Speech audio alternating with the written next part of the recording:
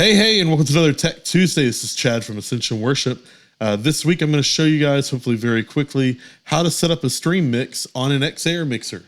So today I've got connected an XR18, which is a really fun little mixer.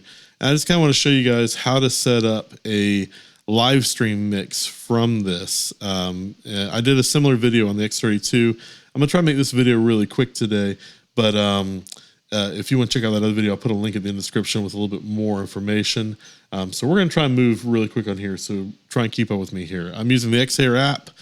You can also do this with the Mixing Station tablet app, which is probably a little bit faster, but this is a little bit more accessible, so I'm going to do this to start with here. Okay, so what we're going to do is we have a mix here from a summer camp session that we did recently, something I just kind of threw together.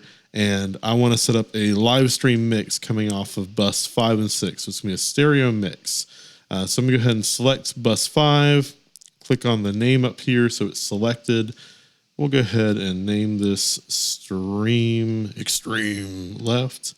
We're going to go up here to Channel, select Link, so that now you see this little chain link is here. We'll go to bus 6. Go ahead and name that. It'll be Stream Right. And let's give it a color. Let's make it inverted red just for fun here. Okay, so this is going to be what's called a post-fade mix. The idea is that one operator can do a good job mixing two distinct mixes, one for what the crowd in the room is hearing and one for what the crowd online is hearing, without having to constantly pop back and forth. We're going to make something that you can adjust from week to week, but it's fairly simple. So for us to do that, we are going to, again, we've got the stream selected. We're going to go up here to Sends. Make sure this little global button is set on just to save us some time. And we're going to click Post Fader in any one of these little buttons here. And you see it does it across all of them. So what a post fader mix does is it's going to take your main mix and then basically port it over to this mix, but with the ability to adjust some things up and down. Now, the most common issues in a live stream mix when you're just sending a board mix, your church, is that usually the worship team is really loud, maybe distorting, and the pastor or whoever's speaking is usually really quiet. And when you're listening to it online, you're having to constantly turn your phone up and turn your phone down. The quick reason for why that is our ears react differently when we are in a live room participating in worship versus when we are in that same room listening to someone else speak. Compare that to when you're maybe at Starbucks listening to a service on your phone. You're not participating the same way. It's a smaller speaker. It affects you differently. So that volume difference of what happens in a live room, our ears make up for. But when you're listening to it on a small phone device, not so forgiving.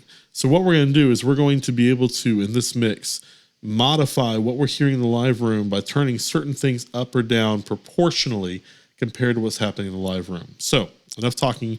Let's hop into it. We, again, still have the stream selected. You see these guys are lit up red. That means that we're seeing the levels of the post-fade mix in here. And what we're going to do is we're going to set all these to -5. So I'm going to type in -5. I'm going to do a little copy and pastage here. I missed one. Boom, boom, boom, boom. Exciting stuff. Now, the reason why I'm doing -5 is to be able to have a little bit of cushion. By turning my band down, I've got a little bit more room to turn my speaking microphones up. So everything's at -5 right now. I'm now going to go to my MC microphone, my Master of Ceremonies microphone, or some people call it an announcement microphone. This is a microphone dedicated to speech. I don't want anyone singing on this microphone because this is when the crowd is listening to someone. And we are going to take that and we're going to boost it up to +5. We'll do the same thing with HSET, which is my headset microphone. And the idea is that we now have 10 decibels more of our speaking microphones than we do of our band. And from week to week, you can adjust that up or down. If you need a little more, I've still got another 5 dB that can boost either of those channels, which should be plenty for what we're doing here. Okay, the only other thing I'm going to do real quick, the XR compared to the X32. The X32 has a button called follow pan, meaning if I pan, a guitar to one side of the room in the main mix, it'll also do the same thing on the live stream. This board does not, so we're just going to manually do that real quick. There's only a couple channels in here that I've panned, so we're going to select, in this case, Tom 1, and I'm going to pan that guy hard to the right, Tom 2 hard to the left, and then guitar 1 hard to the left, guitar 2 hard to the right. That's just going to give us a little bit more of a studio sounding mix online. These guitars are the same guitarists, they're just two different mics, so it's going to sound nice and wide and full. Okay, so now that all that's done, we have our post-fade mix. Everything is ready to go, but we want to now get a little more volume for our live stream, and at the same time, we want to protect against hitting digital peak. So when you're putting on Facebook or YouTube or anything that's digital, there is a physical limit of how loud you can make something before it distorts and starts to just sound crunchy and gross. So at the same time, we're going to use one thing to fix that. So what we're going to do is we're going to use Effects 4. So I'm going to go up here to Effects. Effects 4 as a default is on the dimensional chorus. So we're going to click Type. Scroll down after your pull text. Here is the precision limiter. We're going to click on that guy. And we need this in insert mode. So we're going to click Insert, and then we're going to insert it onto bus 5 and bus 6, our stream mixes. Oops. There we go. And then click on either of these buttons. Because they're linked, one will affect the other. Okay, so that means that anything going to bus 5 and 6 is now going to also be going through this precision limiter. So let's talk real quick about what the precision limiter does, and then I'll throw some audio through it. So our main two things we're looking at today are the input and output gain. And if you imagine, let's say that we've got a room right underneath some power lines, and we've got 3 men standing in that room. One guy's very short, one guy's average height, and one guy's very tall. Okay, and we want to bring them up, maybe for a picture or something, and we don't want them hitting their heads on the power lines because it's going to kill somebody, but we want to be able to clearly see all 3 of these guys of different heights at the same time in the same picture, okay? So the idea is that we're going to start with our roof here, our output gain. I'm going to drop it down to -1. So that's kind of like saying, okay, there's a roof that is 1 foot below those power lines. It's going to guarantee that our people, when they get raised up on this platform, that they're not going to hit their heads on the power line. In fact, we got 1 foot of distance to make sure that's not going to happen. Okay. Now we then have our input gain. Now this input gain is separate from the output. So as we raise up this platform and push these 3 guys up, the roof is going to stay where it is, and it's going to protect us from the power lines. So as we crank this up to try and get everybody in focus for this picture, we're pushing everything up. Obviously, our tall guy, if he's standing straight the whole time, is going to start to kind of creak his neck at some point because he's going to hit the ceiling first. Okay. Now, if you do this too much, you'll ruin it because now everyone is basically squished into this picture, and there's no difference between the 3 guys. So the idea is that you want to push it up until you start seeing the tall guy kind of bend over a little bit. So the way we're going to know that's going to happen, if you can't hear it, is through the GR meter. GR stands for gain reduction. So what's going to happen is I'm going to play some audio in a second here. These are with isolated drums, and the kick and the snare are kind of like the most transient heavies. So they have the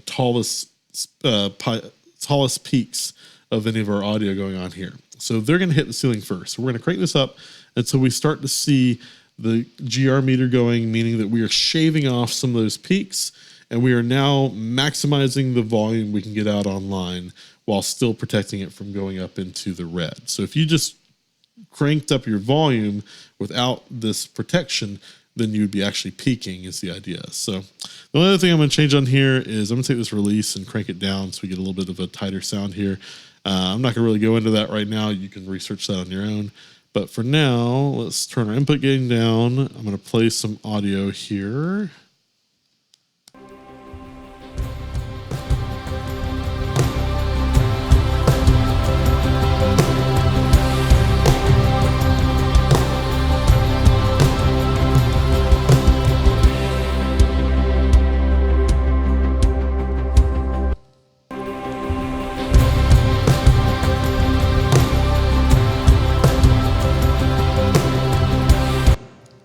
Cool. So I'm happy with that. Around 14 dB of boost on here means we're maximizing our volume.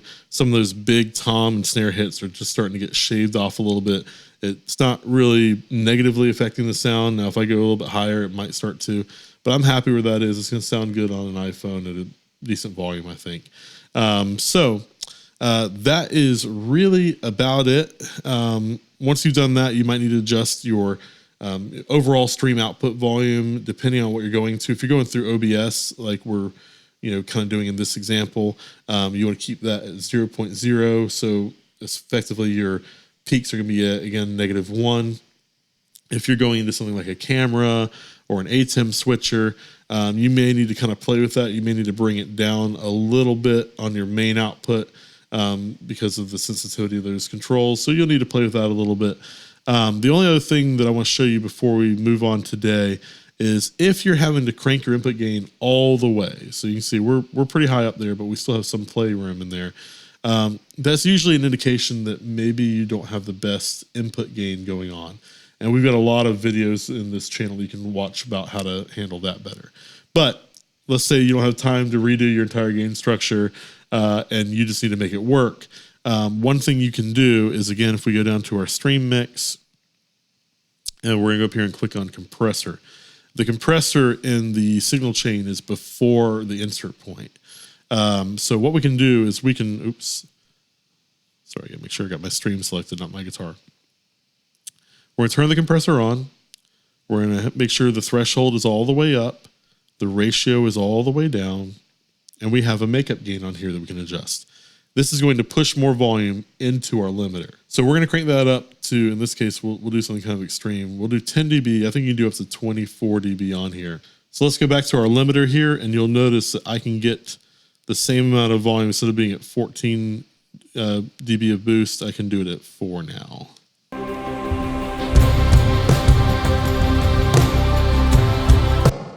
So there you go. So that gives you a little bit more play with your input gain. All right, guys, I hope that's been helpful for you. If you have any questions, please feel free to leave them in the comment section below. Again, if you want a little bit more information, you can check out some of the other videos we've done on this and gain. I hope this has been helpful for you guys. Until next time, have a great week. Again, this is Chad from Ascension Worship. I hope this has been helpful for you and your team. Come back here every Tuesday for new information.